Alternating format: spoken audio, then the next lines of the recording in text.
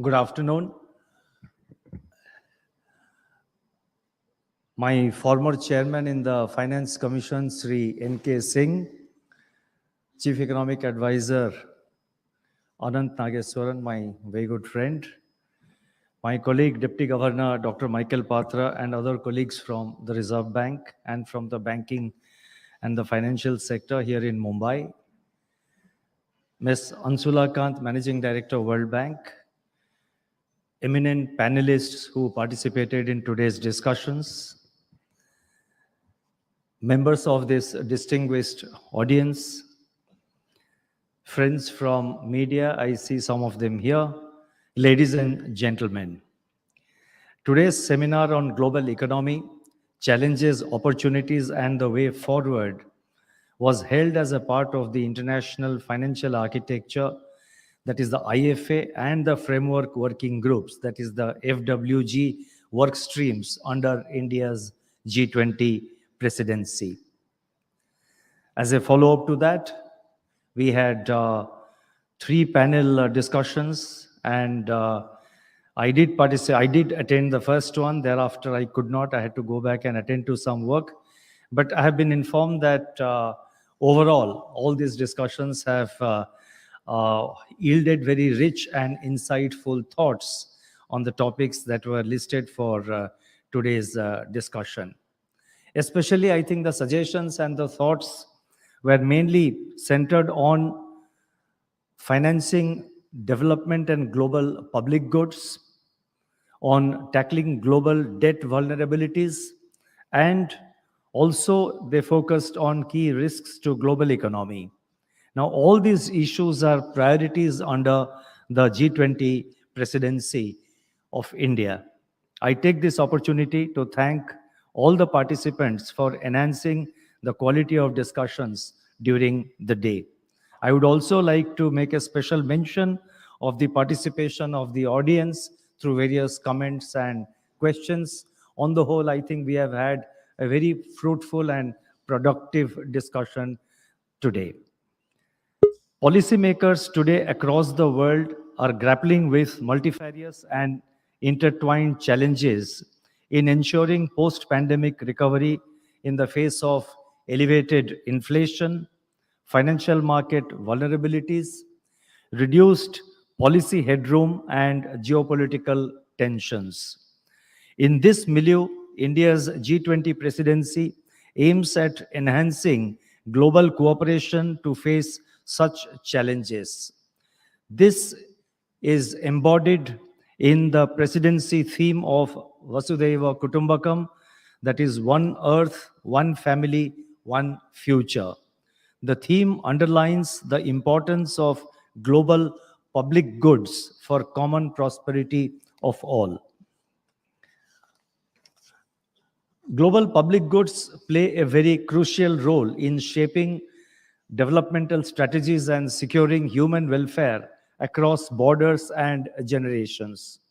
Financing them has become a critical issue in the wake of COVID-19 pandemic, the highly unsettled geopolitical environment, climate change, fractures in international supply chains, and tectonic shifts in financial market conditions and global liquidity. Now, what strikes me today is that all these points which I mentioned, these are the same points which come up when we are talking of global debt, when we are talking of other challenges, when we are talking about challenges to global growth, or when we discuss monetary policy as a part of the Monetary Policy Committee deliberations. I think these are problems which are today, they permeate into every discussion because they essentially constitute the challenges that the world faces today. Given the confluence of all these factors, global financial stability is gaining prominence in the hierarchy of global public goods. India's experience has shown how digital public infrastructure can be utilized for advancing financial inclusion and productivity gains through cost reductions. Our sustained engagement in the India Stack and the Unified Payments Interface, that is the UPI, especially during the pandemic and thereafter, has filled us with the conviction that digital public infrastructure like the UPI can become a critical part of global public goods when scaled up beyond national borders. While the UPI has been a public sector led initiative, it's not necessary that public goods can only be developed and financed by the public sector. The private sector needs to engage in the provision of global public goods, not just because they create an enabling ecosystem for businesses to thrive, but also because they would be commercially viable endeavor. In this regard, it's worthwhile to build innovative design features which private investors find attractive in financing of global public goods. In the investment cascade, keeping in view the very large investment requirements, the trigger financing can come from public investment. This would help in minimizing risk and expanding market access.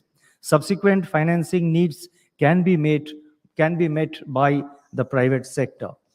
This is where international capital flows and movements assume importance. Hence, risk sharing should be an important design element in fostering private financing for public goods.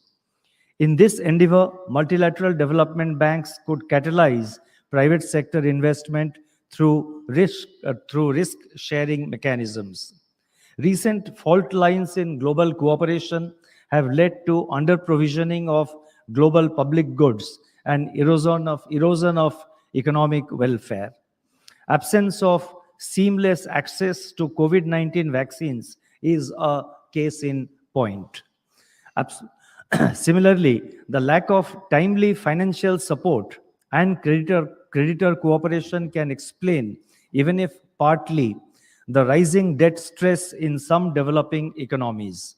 High and unsustainable debt levels have severely constrained many countries, limiting their fiscal capacity.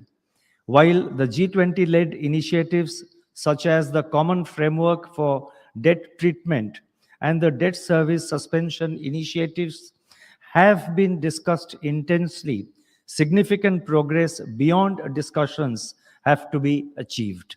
I would like to make three specific suggestions in this context. First, it's essential that debt sustainability analysis for countries is realistic on growth and fiscal projections are fully founded on accurate and comprehensive debt data. A global debt data sharing platform can help in this regard. Establishing such a platform could be very challenging and may take several years. In the interregnum, therefore, we may examine the possibility of constructing suitable proxies for debt flows. Such proxies may be derived from data on capital flows and locational banking statistics from sources such as the Institute of International Finance, IIF, and the Bank for International Settlements, that is the BIS.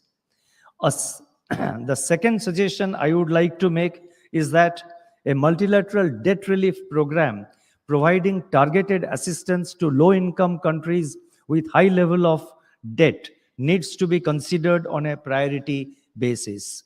This initiative can be designed with a clear focus on utilization of debt relief for sustainable development projects and poverty reduction efforts. To this end, instruments such as debt for development swaps and green debt relief programs could be employed. Third, the crucial role of International Monetary Fund and the World Bank in addressing global debt vulnerabilities cannot be overstated. These institutions are at the center of international monetary and financial systems. Hence, it is incumbent upon them to do more for countries in debt distress. At present, the International Monetary Fund, that is the IMF's precautionary programs, such as the precautionary lending line, are available for countries with sound macro fundamentals. However, I see little reason for countries with strong macro fundamentals to seek precautionary lines. Further, standby arrangements are offered for countries with a balance of payments crisis. But standby arrangements come with performance benchmarks and are often attached with some kind of a stigma.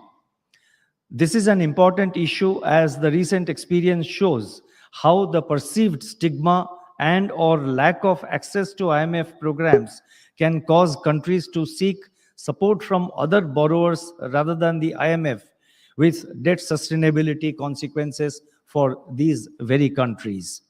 It may be helpful if programs can be designed with less conditionality for countries with macro fundamentals that are not sound but reasonably resilient if they are not marred by balance of payments stress.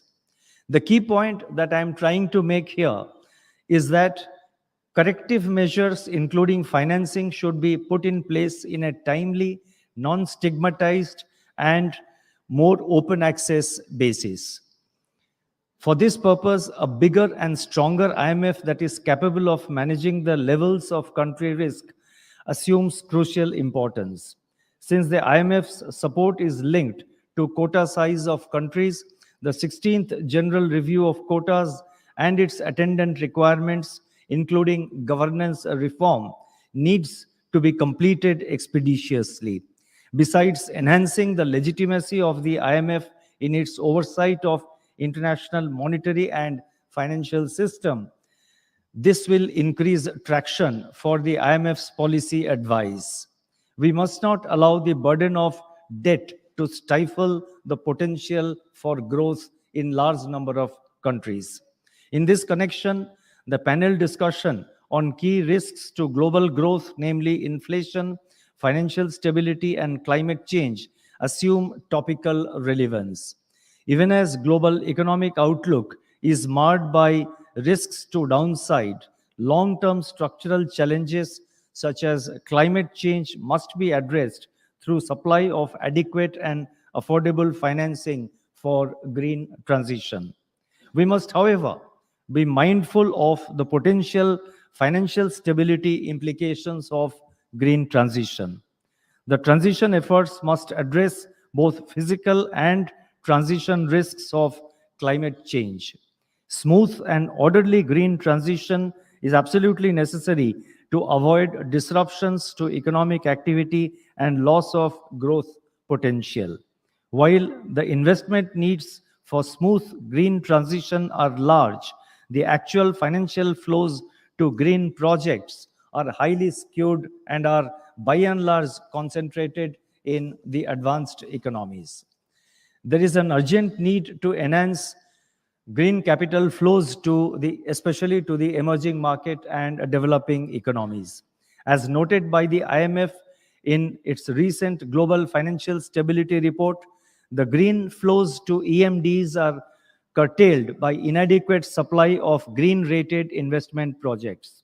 While green flows today are dependent on ESG ratings, recent research shows that these ESG ratings do not adequately reflect financial and non-financial materialities of these investments.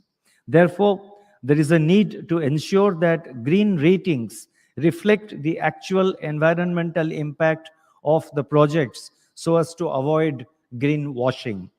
A crucial aspect of this effort is ensuring private financing for climate transition efforts through globally comparable and transparent disclosure norms and taxonomy of green activities. The International Sustainability Standards Board, that is the ISSB, is actively working on all these aspects. While efforts are underway to improve and deepen green financing, it is equally critical to fortify regulatory frameworks that enable the implementation of climate taxonomy across jurisdictions, prevent greenwashing, and facilitate sufficient green capital flows to the emerging market and developing economies. A comprehensive and collaborative approach involving governments, private sector entities, financial institutions, civil society organizations, and the general public is essential for ensuring a successful transition to a sustainable future.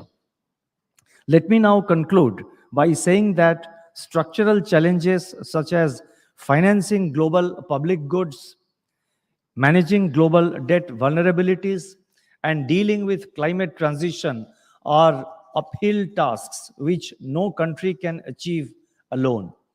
Recommitting to multilateralism is the need of the hour, and this is precisely what the Indian presidency of G20 is trying to foster.